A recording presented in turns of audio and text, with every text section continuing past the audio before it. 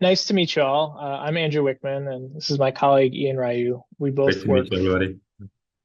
We both work for Johns Hopkins Technology Ventures. We've been asked to talk about intellectual property as it pertains to the AITC program. Um, so that's what we're going to do today. Um, I think we'll take about a half hour, and then we will please submit your questions through the Q&A button, not the chat. And we will address those after a half hour because I think we have another 30 minutes just to talk. And of course, you can, I think you can come off mute and ask questions directly. If you can't, just put it in the Q&A and we'll we'll deal with it that way. But I think that should be all we need to do to get started. So let me share the slides. So first, I guess we'll introduce ourselves and then we'll get into it. So this is me. I'm Andrew. I've worked for JHTV almost 5 years now. Before I was here, I was a lawyer in private practice and at a startup for about 5 years in each spot. And at JHTV, I focus on IP and licensing. So my title is Senior IP and Licensing Manager. So what that means is I talk to a lot of faculty who come through Johns Hopkins University, which I understand a good number of the people on this call are, and learn about their research and then think about what IP applies to that and take the steps necessary to build intellectual property rights in that research. And then also once we find an outside entity that wants to do something with that research, I represent the university in the license negotiation with those companies, which grants those outside companies the rights to use that intellectual property. I also spend a lot of time talking to different people in university administration about IP issues. I work largely in data and machine learning, so I focus a lot on those types of AI type of problems with intellectual property. Ian, why don't you introduce yourself? Yeah, thanks, Andrew. And now we have 43 attendees, so that's a really great number. Oh, wow. Yeah. Okay. Great meet everybody. My name's Ian Ryu. So I joined JHTV, Johns Hopkins Technology Ventures, actually last week. So this is my second week. I'm a director of the technology development. What that means is we come in to help you to find the path to commercialize or bring your research into the society to create a real impact. I'm going to be focusing a lot on the data, AI, and digital health related technologies. And as Andrew mentioned earlier, I'll be working really closely together with Andrew to look at what kind of IP or what kind of technology is something we should pursue to create a commercial success and tech transfer successes. Before joining JHTV, I spent 5 years at a company named FedTech, and then I can say I built FedTech from 3 people to 50 plus employees.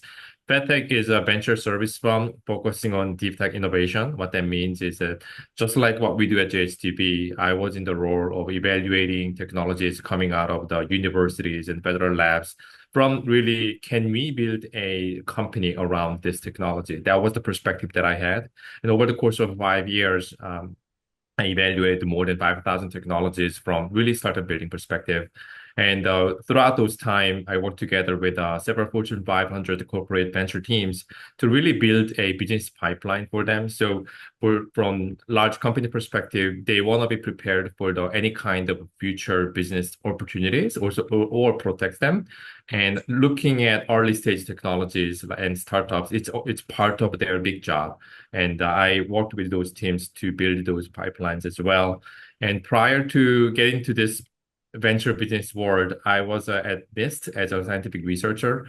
I worked on a few public-private partnership projects on biomanufacturing related work. And that is after my PhD in chemistry from the University of California, Berkeley. And my dissertation was focusing on quantum biology. And throughout those research experience, it really gave me various exposure in diverse set of technological disciplines. And I'm really happy to join here together with Andrew, discuss the IP, which I think is a great element when it comes to technology commercialization, transfer, and venture building. Back to you, Andrew. Excellent. So thank you, Ian. I'm first of all, because Ian's brand new to us.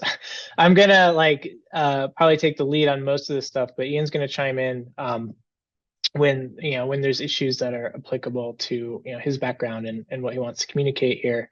And then, as I said, because we've had a bunch of people join since we started, we're gonna save questions till the end. So we're gonna talk for about 20 to 30 minutes, and then open it up to any questions you might have. I've been told the Q&A function is the preferred method for communicating those questions. And if you can come off mute, or if there's ways to communicate directly, we're happy to talk directly too. But again, we're going to save all that to the end just so we can get through what we need to get through. I think there'll be plenty of time here. So with that said, for those folks that are,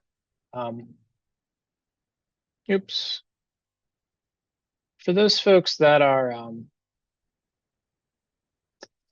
let me, 1 second here. Let me reshare again. Sorry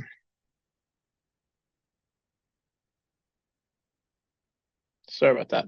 For those folks that are part of JHTV, I just wanted to, or part of JHU, I just wanted to throw this slide up there as just a reference for us. So if any of these issues in this bubble come to mind, you have any questions about how to commercialize technology or if any of these concepts, we are the organization within the university that I recommend you talk with. We can help you with all of these things. That QR code will take you to our website, and there's a variety of ways to get in touch with folks in our organization to handle any of this sort of stuff. However, we are dealing with a broader group than just JHU people, so we're going to spend the rest of the time talking about intellectual property and how that can support building a venture out of the type of research you're doing at AITC. To illustrate this, I created a hypothetical technology that seems like something that might come out of AITC. You might find it not that interesting or a bit mundane, but I do think it illustrates a lot of the concepts, gives you a good tangible example for how IP would work in a lot of use cases for this type of research. So our theoretical AITC project I titled MS Predictor, which is meant to communicate that this is a prediction of the occurrence or progression or perhaps a real diagnostic of muscular sclerosis in a person. It does this by, there's a motion sensor down here that it inserts into someone's shoe, or maybe you could think about it being manufactured into the shoe, or I don't know, just tacked onto the side. However, it's a physical device that probably has like an accelerometer or some other sensors in it that measure leg motion. And then there's a radio in there too that communicates that over wirelessly to a computer somewhere that captures that information and starts to collect motion data about this person. So you go from sensing, their behavior, how they're walking, all these sorts of things during the day, to capturing data about that. It then builds a model of that person's motion. Many people attending this will know better than I do how that might be done, but it'll in some way capture the useful information about how this person is moving, and then use that model in combination with a pre-trained model that they had built that can look at motion model and look at indicators of motion that are associated with development of MS, and along with whatever other information you might imagine, make a prediction of whether this person has MS or when they might develop it. Then there's a bunch of other code that was written to make this a useful application. So code to get the data, that's been transmitted to this motion data store, to store the data on that data store, to build the motion model for that person when they're first enrolling in the product, and then to do the operations and run the algorithms to use their MS prediction model on that captured motion model to make these predictions. As well as coordinate all this activity and all these communications and display that in some way that's useful to a clinician or someone who is providing care to this person and might want to know what the status of their MS is. And all that would be presented on some device, mobile device, computer, what have you, and present that information to a person. And so an attending doctor or specialist could look at that and, maybe they might call that person in for a further examination. Maybe they would change a dosing of a medication. So if they're known to be, have MS, they might notice that they're moving, in a way that looks like the disease's progression. So that would be part of a decision process to increase medication or alter medications or what have you. You can imagine a lot of different potential applications for monitoring people with this type of disease. I think you can swap out other types of diseases associated with aging, but I just thought that was, useful general case study of a hypothetical technology that might come out of AI and aging research. So what I'm going to do now is talk about intellectual property generally, which can take a lot of time. So we're not going to get into the nitty gritty of everything. I don't think that's, we could effectively communicate that in a presentation today. But I do want to hit the points that I think are likely to be applicable to the type of technology you all are developing, and then map that sort of general knowledge onto this technology to give you a concrete example of how IP applies to that type of technology, so that you have hopefully a good starting point for when you're thinking about what your technology does and what IP is relevant and important to it. After that, we're going to talk a little bit about how IP gets out of institutions, whether you're at our university or a government lab or another university or a private company, what those transactions look like, kind of where all the IP comes from, and what you should think about if you're starting a company, so that company has all the rights that it needs in order to be operating legally and also be attractive to investment, because all these technologies require some type of investment from the outside in order to get off the ground.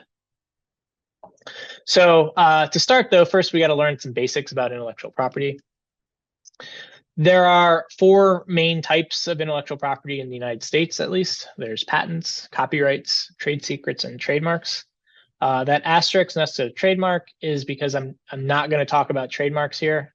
They are definitely relevant to any business. All businesses have trademarks, have trademark rights, and it's important to protecting the business and the reputation of that business in the real world. But it is not a type of intellectual property that is particularly relevant to technology or research, or really the stage of technology when we see it inside a university. We want to focus less on the business side of the business operations or business reputation, and more on the technical benefits and how intellectual property can serve those technical benefits. I see. One second. I just want to look at this question. Okay. Yeah, and so thank you, Cheryl, for putting your question. Anyone else who has questions like Cheryl, please just list them there, and we will, like I said, address them all at the end. So in one word, I tried to summarize the distinction, the differences that make one type of intellectual property different from another. So when I think about AI and patents, I think about the function of an AI system or software that is, implementing that system. Patents protect, how a technology works or what it's made of, and with software, that's usually a process that it executes, some type of function that it performs in the real world. So when you're thinking about your technology, the stuff that it actually does, what it tells you that you didn't know before, or what it controls, or what it predicts, that's a function, and that's what you'll focus your patent rights on for these type of technologies. Related, but quite different type of intellectual property, but directly relevant to AI research, is copyright. So the word I came up with copyright is experience. So copyright, when you think of experience, you think of like what it protects what has been built, not for how it functions, but for what form it takes. So copyright applies to a whole range of subject matter. Your book and text has a copyright in it. An image on the wall has a copyright in it. A movie has a copyright in it. But crucially for AI, there's copyright in code, computer code. So all computer code is copyrightable subject matter. And what is protected, though, is not the ideas or the functions that code does, but the actual artifact of code itself. So how it's composed, what the source code says, how it's arranged, how it's structured within a broader application. All those experiential things that you can look at the code and notice. That's what is protected by copyright. So you can sort of usually think of patents and copyrights as like a dichotomy. One focuses on ideas. They call it the idea expression dichotomy, but there's ideas and the function those ideas perform.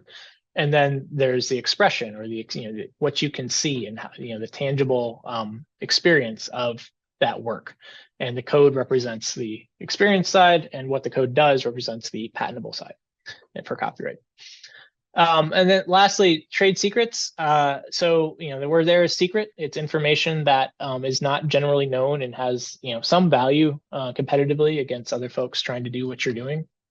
It's valuable because they don't know it, and it gives you some advantage. Trade secrets can apply to a whole range of things. I'll talk about it more in a second.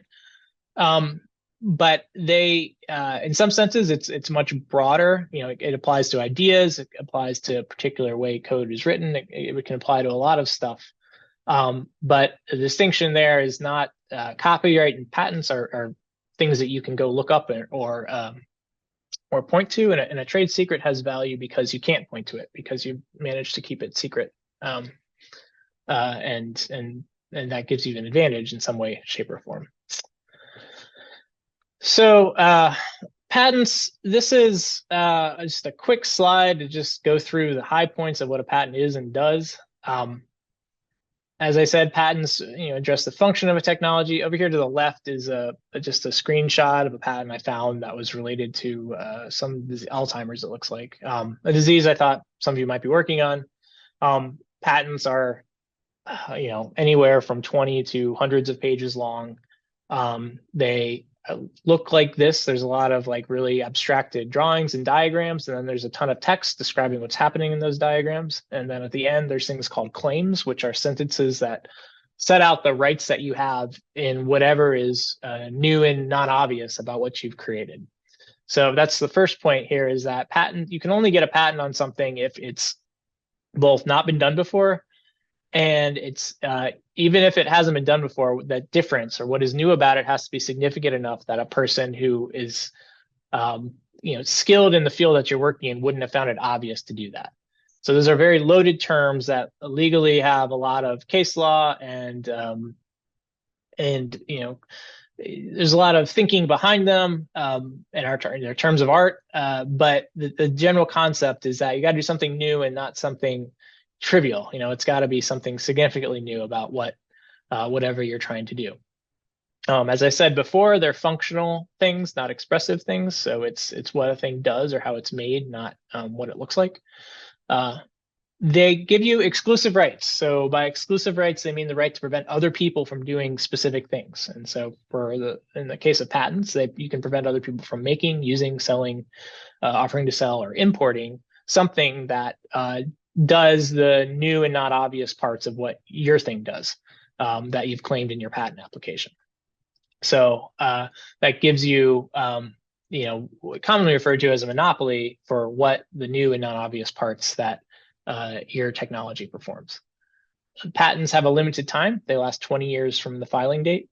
As I mentioned down here below, it takes a while. It takes 2 to 3 years before once you file, before you have a patent issue. So you get, roughly on average, probably like 16, 17 years of exclusivity, these exclusive rights. They're a bureaucratic process. So they're an application, as I said, is many pages long. They need to be, they're highly technical documents. They are considered some of the most technical or the most technical things lawyers write. So you have to hire a patent lawyer to do it. They have to draft and they file it, and then they have to argue with the government for several years, usually, about what scope of exclusive rights they deserve. The government will take an application and then look at the history of work in that field and determine whether they've said anything new or non-obvious in that application. And usually the government has a different perspective on what is new and non-obvious than the patent lawyer does. And so there's a negotiation there. Generally speaking, a patent will ultimately issue. I don't know what the overall numbers, but our numbers are in universities. The research is usually fairly state of the art, so you're usually in a better position than the average patent applicant. It's probably well over 90% ultimately, but it takes time. Some important stuff about patents. Before you file that application, you generally need to keep it secret. Publishing what is new and not obvious about your technology, like talking about it at conferences, putting code that implements it on a public repository, or publishing a preprint describing what's new and not obvious. All of those things count as public disclosures, and all of those things prevent patenting in most of the world. The one exception to that is conveniently in the United States. So the United States has what's called a 1-year grace period, which basically means even if you put your paper describing your invention online, and it counts as a public disclosure, so long as you file your patent application in the US within 1 year of that date, you can still obtain a patent on what's said in that publication. You're prevented from filing in any other countries. And so for a lot of technologies that have global markets, that's not a good strategy. But it is like an option if you're in the US and if you've published, or if you gave a talk and didn't realize you wanted to patent it until after the talk. It's a common scenario. The other thing, takeaway, and I'll probably repeat this a few times, is make sure you own yours and aren't infringing others. That's kind of the bottom line thinking when you're starting a business. If you're going to go to the trouble of getting a patent, you need to make sure your company, that you're trying to push forward, owns the rights in that application, which means you need to know that the people that are inventors of what's in that application have an obligation to transfer ownership of what they'd invented to your company. So that's called an assignment document. If you're working for a company or a university or an institution, you probably won't own that invention. And what you'll need to do is license that intellectual property from that institution or company into your company. All that is just a one way or another of getting the rights in that technology that are patented into the entity that's trying to commercialize it, because that's the entity that needs the exclusivity. That's the entity that's going to benefit from what the patent can provide. Similarly, whatever you're doing, other people have patents, and sometimes what you're doing practices the rights that they have. And so, generally speaking, you want to have a good idea of who owns, the important intellectual property in the field that you're working in, and have some idea of how your product can be delivered in that field without infringing those other people's rights. Now, whether that's because you found the scope in that field that doesn't have patents, or because you've licensed the right to sell in a certain field from other people that have patents, one way or the other, you assess the risk of liability of the people in that field and make an assessment that they're not likely to sue you. For whatever reason, whether because they're not interested in that field or the field isn't lucrative enough or what have you, in which case you can go at risk and try to deliver your product, despite the litigation risks. And some mix of all of that happens in companies every day, as far as how they're assessing what IP how it should work for them. I am running a little slow here, so I'll try to speed up. The next major area is copyright. So copyright, the phrase used to describe copyrightable subject matter, is original work of authorship fixed in any tangible medium of expression. So all that means is like copyrights exist once you fix it in some medium. And so for a painting, it's when you paint on the canvas. For computer code, it's when you write it into your development, into your text editor or development environment, or wherever you're writing your code. Once that code hits, the copyright rights attach, and you don't have to file any application. There's no long bureaucratic process of the same type for copyright that you have with patents. The rights just happen once you fix them. As I said, they're expression, not ideas. It's limited to whatever you actually write and how that's structured and appears. You also get exclusive rights. So you get the right to reproduce, prepare derivative works, which we'll talk about in a second, distribute, publicly perform, publicly display. So if you have copyright, you get the right. You're the only one who's allowed to display that work that you've created, reproduce it, or do these things. Everyone else is prevented doing so long as you're the copyright holder. The right to prepare derivative works is pretty nuanced, but it basically means you have the right to prepare a new work that incorporates some part of the copyrightable subject matter of the underlying work. So if you write computer program A and you then want to create computer program B that uses a part of computer program A, that computer program B will be its own work, its own copyrightable subject matter, but it will also be a derivative work of computer program A. And you are, as the original copyright holder of computer program A, you are the exclusive, you're the person who has the rights to do that. You can prevent other people from preparing derivative works that without your permission. Copyright lasts a long time, so the life of the author plus 70 years. There's variations on that aren't important for this conversation, but 70 years plus your life is generally long enough to exploit whatever benefit the copyright might have. As I said, it happens automatically. There is a lot of benefit to federally registering your copyright. So that registration process is with the U.S. Library of Congress. Costs, I think, around $50 per registration, depending on the type of work. It gives you the right to enforce your copyright in federal court, which is the only place that you can legitimately enforce it in the United States. So it's important to enforcement. And for certain industries, they register copyrights all the time. We tend to not register them until we license technology that has important copyrights in it, just because you end up licensing a lot of iterations of the same thing, and we'd rather just wait till the point where it's out of our hands. But different folks treat this differently. Very inexpensive to do, so not a lot of downside. Similar thinking applies to copyrights. Make sure you own yours and aren't infringing others. So, just like you want to make sure the people that are writing copyrightable subject matter for you transfer those rights to your company. You want to make sure your company is not practicing rights that other people have created without permission, because then your company would be infringing other people's copyrights. Lastly, trade secrets. So trade secrets don't have any application. There's no process to apply for them or registration or anything. What they are secret information that you treat a certain way. Mainly, like if it's information, it needs to provide you with some sort of competitive advantage, and you must have kept it, taken reasonable measures to keep it secret. So what does that mean? It usually means having non-disclosure agreements with the people you're telling it to, or having some overarching obligation on the recipients to keep that information secret. So like when you start a company, you'll have usually something called a founders agreement, which will have confidentiality obligations among the founders that say, like, we're founding this company. We're agreeing neither of us are going to take, what we're developing here and share it with someone else. And then those types of steps are what you need to show if you're going to go enforce your trade secret. And by taking these steps, what you get is additional rights to seek compensation if someone takes it. So if your founder does breach that founders agreement, and you have the right words in there, or you have separate non-disclosure agreements with them, or if your developer does take your code and sell it to a competitor, but you have a contract with your developer that says that they won't do so, then not only are they liable for breaching these contracts, they're also liable for additional damages, multiples of what you would otherwise receive. You also have the ability to refer them for criminal prosecution. So there's criminal statutes that prohibit stealing of trademarks.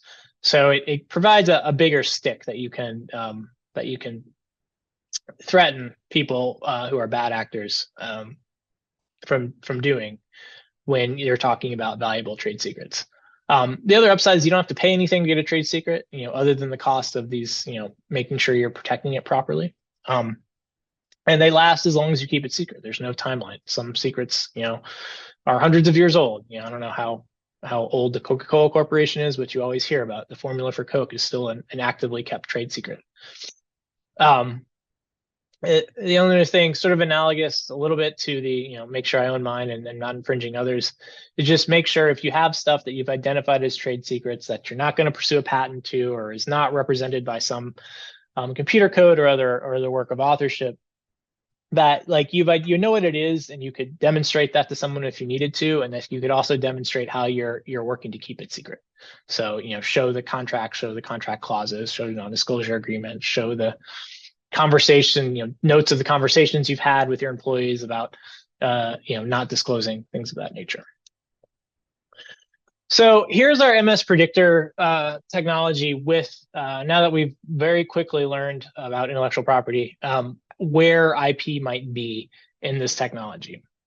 And so it's just a diagram sort of showing where, generally speaking, and in order of like how you want to think about IP in these areas. So for the insert that's tracking motion, there's going to be potentially patent rights and anything new about how that insert's made, or maybe how it communicates, or what it's measuring, or what type of sensors it's using.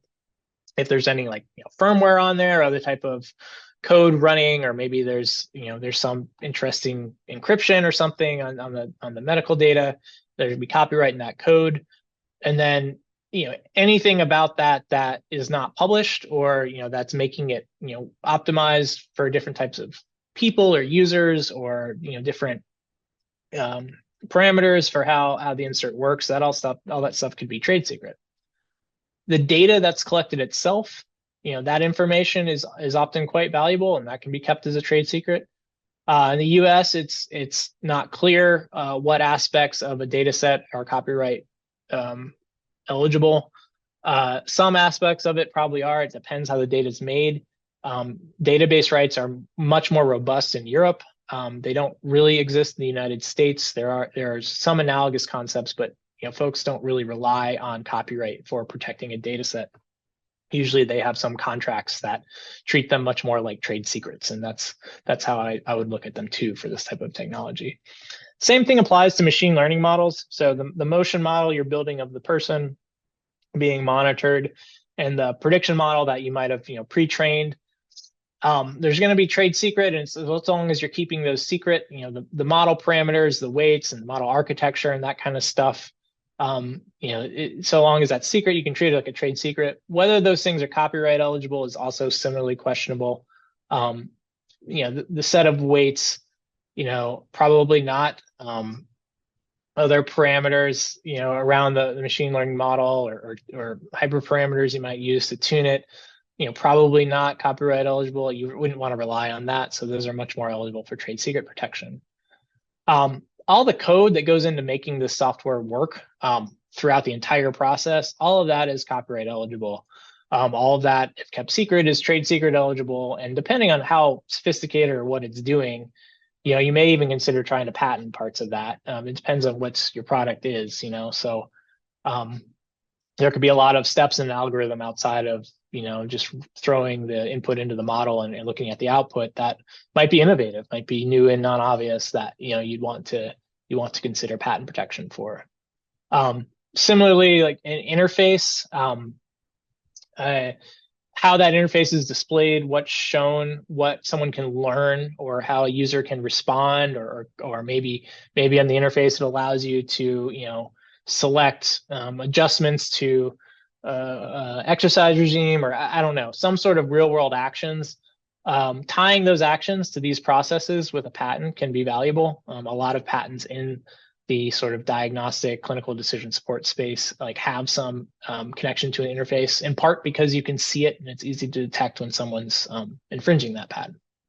Similarly, there's copyright to the elements of the display that you create that are original. So like maybe some particular type of graphic that you use, or certainly the code that's underlying what's causing that interface to display. There's copyrights and all of that.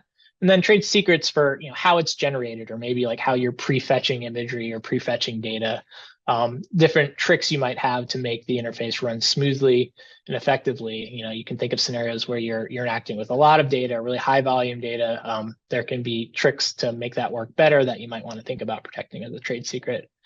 And then most importantly, the platform as a whole is probably going to be your best bet for patents, outside of maybe the sensor insert if there's something new going on there. So like the platform as a whole, I just mean like how you coordinate all these steps, the total functionality that this whole application provides. I think that's what you see a lot of patent claims going toward in this area. Similarly, code that's tying this all together, how it's all integrated. This is going to be a broad code base doing lots of different things. The copyright in that can be valuable. And then whatever aspects you're not pursuing patent or copyrights in, trade secrets can be valuable. So that's, a real quick run through of how I would look at IP for this technology, at least at an initial consideration. We're running over time here, so I'm going to go a little bit faster. And yes, Ian, please chime in if you have anything to add. Th this is, this is the general model. Like this is how we describe what JHU does as far as technology transfer. I just wanted to spend a few slides explaining kind of how IP gets out of organizations, since most of you all, as I understand it, are in some type of organization, or at least in part working with a university or a lab or someone like that. Um, this is the general process. You get funding, you discover something, we think about all the IP we just talked about, and then we license that out to someone.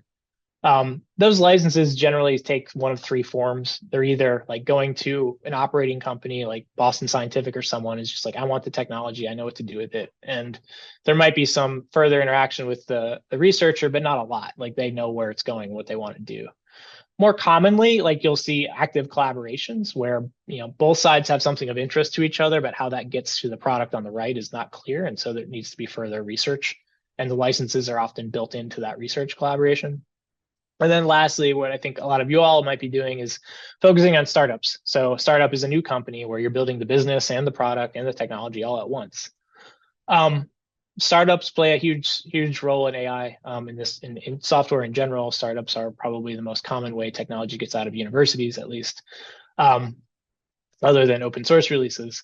One thing I wanted to highlight is if you're an inventor at one of these places, generally speaking, you get what we call two bites at the apple. Like usually inventors inside institutions have some entitlement to the proceeds that come back from the license. Now, for us, we give a third of all the profits back to the inventors who are responsible for the technology. But if you're founding the company, of course, you also, you're an equity holder. You own shares in that company, and that entitles you to profits from the company itself. So when you go to sell this product, you get one bite of whatever profits you get back from actual commercial sales as the owner of the company, and then you get another bite is back here as part of this institution, which is getting money from the license agreement. So the money you get starting a company dwarfs what you're going to get under any license agreement. So I like to emphasize that, because when we encounter faculty who are thinking like they can they have potential for a windfall. It's really, it's those folks who are involved with the commercializing entity. The closer you are to the actual sale, the more money you can look to get out of these transactions. Of those three areas for this type of research, I think collaborations and startups, you're either building your own product that you've envisioned, or you're working actively with another company to build their product. Industry just taking IP off the shelf and making a product out of it by themselves is very hard in this area. It tends to require a lot of tacit knowledge from the people who have invented it, and that only comes across effectively in a research collaboration or a startup.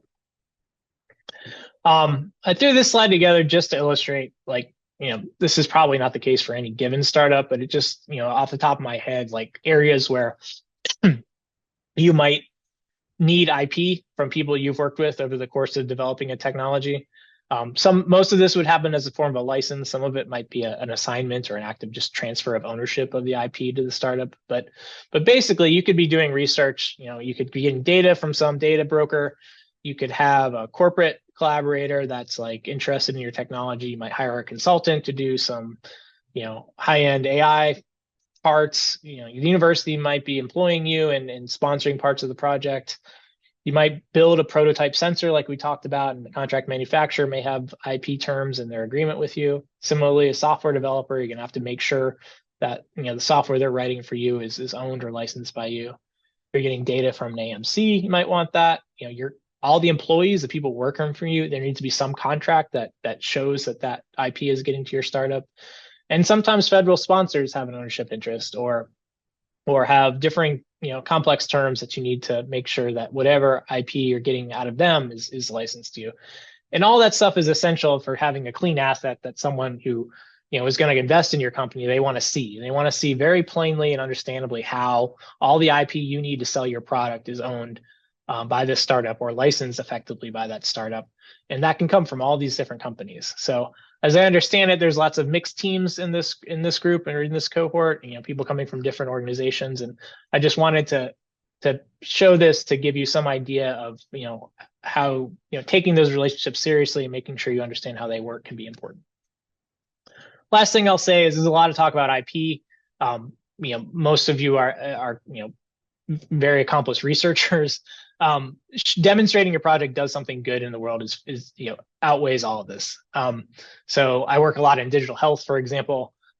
We think about IP and untangling IP problems a lot, but if they don't have outcomes that they can demonstrate through clinical trials that made their product do something good, whether it's making a person healthier or saving costs or making a process more efficient, demonstrable evidence-based research showing your product does something good in the world makes is necessary in all cases for this kind of stuff. So I just don't IP is important, but the technology itself, I think it's obvious when you say it, but sometimes you can get lost in thinking about these other things. So that is the last slide. So I will stop sharing. Okay, so that went about 10 minutes over. Ian, what is our first question? We have a lot of interesting questions. So the Okay. first question is from Cheryl asking, AI agent can now build entire phone apps. How does this impact the IP? Lots of questions there, such as usage of open source code in production code for sale. Yeah, that's not a simple question to answer. So there's a couple aspects of this. There's what is the IP in something that if you're talking about code, that's fully built using an AI, I don't think I've seen that very often. What is more common is you'll use an AI assistant or Copilot or something to help suggest code or suggest aspects of code to write, and there's still some developer in the loop there. What the Copyright and Patent Office generally say is that they want that disclosed. They want to know if AI was used in the development of this, and you need to be able to have an explanation for what parts of it you built versus what parts of it the AI was suggesting, because ownership, there's no such thing as an AI inventor or author, at least not yet. That's the way the law is treating it. So that's generally, there's not a proper right in that. It's only what's created by the person. The flip side of that is LLMs, at least, are all built on the internet, the data, largely data collected in the internet or data sets found on the internet. And a lot of them are spitting out infringing content. So whether that's verbatim, samples from content in their training sets, or stuff that is close enough that it's clear it was sourced from, a otherwise normal publication like a newspaper or something like that, all creates liability both for the company providing the AI, but also the company using, that output. So both those things need to be kept in mind. That's about all I'll say about that for this call. But it is a emerging or present issue, I would say, at this point. Yeah, totally. The second question is somewhat related. It asks about, could you share us what we should pay attention in using open source code? So open source licenses can be really simple, or they can be really complex. And then you need to talk to someone who knows how they work. When all software development is built on open source projects. Everyone is incorporating open source code into any software product at this point. When you do that, you are licensing that code from the original creator. It might not seem like it because you don't have to do anything, but it's a license like anything else, and so you have to comply with the terms of that license. There are types of licenses called permissive licensing generally, which don't put many conditions on you. Basically, you just have to say where the code came from and give some attribution in a file somewhere with your product. There are other types of licenses, generally called reciprocal licenses, or sometimes you'll hear the word copyleft, that put obligations on you that you might not like. And the main one people think about is if you are building a new product by modifying an open source project that has a reciprocal license, generally you must publish those modifications open source as well. And so if your strategy as a company is a closed source proprietary company, and the open source project you're using require you to publish your source code, there's a conflict there. So you need to know the implications of the licenses of the project you're using and make sure they're compliant with your strategy and the other projects that you're using. And that just requires some diligence. Okay, so the next one, in this explosive, fast AI development, do you think it's still worth applying patents for the startups? It takes too long and too much resources in application, and too pricey to sue the infringement. I think I can take this one. Go for it. Yeah, so this is essentially a business decision question.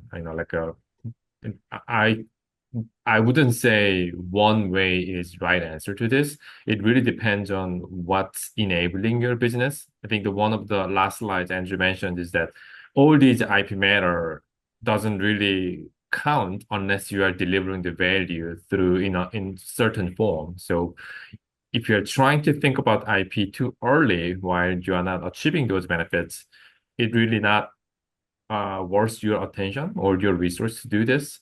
And you can kind of look up this into like successful startups in the public space. Like, you can go to USPTO or Google that patent, see when large companies started filing IP. They usually don't at the very beginning because what's more important is putting the resources in making the business, whether that is a developing new feature to get the user. I know those are the where you have to put your resources in. As your businesses are taking shape, that's when you start to think about what part of my kind of business machine needs protection. I think Andrew did a really great job of demonstrating in that motion sensor overall technology. It's not just the entire thing. You have to segment it and what to protect in what form. That's where the essentially IP strategy comes in. And that's where you will probably need to, at that point, discuss what strategy is right for you with an IP lawyer to see in a kind of cost to benefit analysis, and then what will give you the best protection.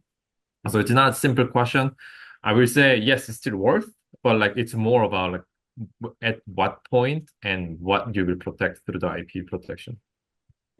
Totally agree. And I guess this next question is kind of the same question. So, Yeah. just so here's some like rules of thumb that I didn't always work for a university. Like so I've come to pay a lot of more attention to like medical technology and regulated devices. And you know, generally there seems to be a little bit of a line like if you're going to have to go through FDA, so if you're going to have to do new trials, like what level of investment is going to be necessary, even once you have the technology to get it to market legally, and then what might happen in the interim. So with FDA, like you're going to have to tell how your product worked. It's going to be pending. All that stuff's going to be public, and like all the work you go through getting approval can then be used by follow-on devices much more efficiently than you can as the one who's paving the way. And so having exclusive rights over, broadly around what you're trying to do through patents tends to make more sense there, because you're going to have, like, you're not only going to have to pay the money to go through the whole FDA process, you're also going to have to, prevent other people from free riding on the investment that you've made while you're going through that process. And patents can provide a bit of a disincentive to those folks.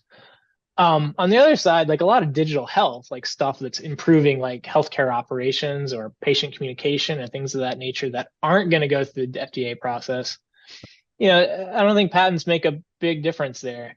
The only other factor that comes in, other big factor comes to my mind is like, what do investors that you're talking to want to see? So like if the person's like, I'm not going to give you $1 million unless you have a patent pending, then get a patent pending because it's worth getting $1 million for that. But that's not usually the circumstances. Usually like I want investors to, respond to this, and I think they're going to want to see IP. So different investors treat it differently. If we were on the West Coast, you'd have a much, I think, freer conversation about the role of patents. A lot of East Coast investors tend to be more patent focused and want to see patents. So I don't know. Those are just some rules of thumb. Those are not the answer. Ian's answer is the right answer because it all depends on what else is going on with the company. But for Yeah. what it's worth, like that's how I tend to think about it in a lot of circumstances. So the next question, so JHDB consult with the companies outside of Hopkins system. I think this depends on how do we define Hopkins systems. I mean, technically, no. So like we work for Johns Hopkins University. So we don't certainly don't advise anyone who's not a part of Johns Hopkins University. We don't even technically advise like companies or people at Johns Hopkins Health System, which is a separate legal entity. We do informally, like anything that's like touches something that could benefit university faculty, like it's an open door to talk with them. So we have startups where half of them are on the health system side, and we talk with that whole group. I spend a lot of time talking to doctors that are not university employees.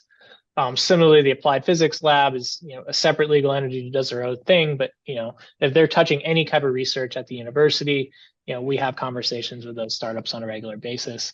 We are very supportive of anyone trying to get a venture off the ground that's affiliated with the university. We'll support, but if it comes down to it, we have to be able to show that it's somehow connected to the university. So. The next question, this one is interesting. Could you please suggest a good AI agent to do pattern searches to learn if you are potentially infringing?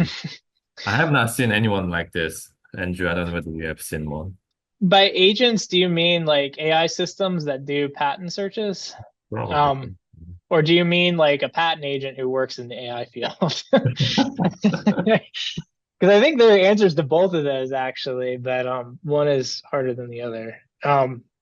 So there are people building tools to do this. I was just at a conference a couple months ago where one of the sponsors had more or less what you're talking about. They would look at any any information they get their hands on, but do have like they had like an automated AI system that would map whatever patent claims you had to what public information they could find in a given product and give you some type of prediction as to the level of infringement. I think that stuff's probably a lot better now than it was 5 years ago. We don't use it, so I don't know firsthand. As far as like people to do searches, there's lots of good law firms working heavily in AI that can do this. It is very expensive to do this type of search, though. I mean, you're looking at a minimum of $10,000, and for anything of significant complexity or multiple jurisdictions, it can get into hundreds of thousands of dollars.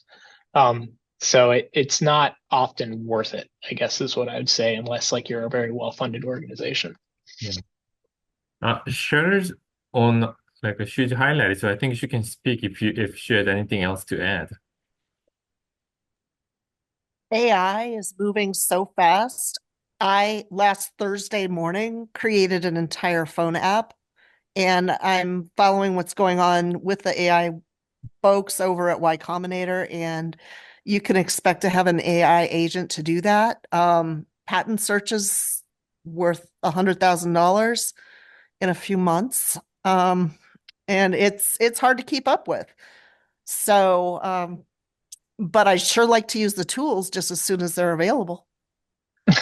Yeah, no, totally fair. Yeah, like it's something a lot of law firms are obviously paying attention to because that will potentially lower their cost of doing those things or provide service at lower fee. But as far as I've tried, I haven't seen something that's really successful that I feel like comfortable kind of replacing human, essentially search agent. That's my personal experience. I'm sure there is a better one that can come in the future. So moving on to the next one. So who does own the copyright for scientific papers, authors, or the journal? Yeah. So it depends on your institution's policies, but generally in academia, the authors themselves do. So like if I'm a faculty member at Johns Hopkins and I write a paper, I own the copyright in that publication. There are some nuances with it if you're including like content or like a lot of our stuff is published with code or data sets. So those things have more of a technical nature, and the university's policies treat that more as technology than scholarship. But pure publications and scholarship are generally the copyright is owned by the author. Yeah, that's almost a clear one. Next question is when does data cross the line into HIPAA protected data, for instance, on Apple Watch track heart rhythms? Do you know this well, Ian? I know it a little bit, but I actually don't. I mean, I will rely on you on this one. Yeah. Yeah, so I'm not an FDA person. I don't like really do data stuff like privacy and data stuff all the time. Generally, it's who's collecting it. So the same data that you're just being provided to directly by your device may not be considered personal health information. Whereas if that data is going to a system controlled by a medical provider, it would be health protected health information and treated under HIPAA. And it goes to like, so who's getting it and whether from the patient's perspective, they're relying on some professional judgment or control or protection of that data from a professional organization that's, providing healthcare. And I think actually like something that came to my mind is that sometimes the judgment a bit lies on whether you can triangulate an individual based on those data. So like if I'm imagining there's a heart rhythms out of the Apple Watch. Obviously, like I'm assuming those data does not contain any like names or like location of the person, but somehow it's attached to other data that if I use in combination can potentially identify another person, then it may go into the HIPAA area because it's all about protecting one person's kind of medical condition. So if you can somehow identify a person through combination of the several data, that's where I think it goes into the HIPAA protected area. Yeah, that certainly goes to whether it's identifiable or not. I think that I guess in a direct example that I have experience with, like if I buy a Fitbit and monitor my activity with a Fitbit, that's not PHI. Mm-hmm. But if we run a study with a Fitbit at the university, and patients are enrolled in that study, that is PHI. And so same device, same data. It's who gets access to it and for what purpose. Okay, so let's pick up speed a little bit. So the next question is where do startups typically find the money for IP fees, especially since IP legal fees are disallowed for the SBIR grant? I think this really varies from company to company.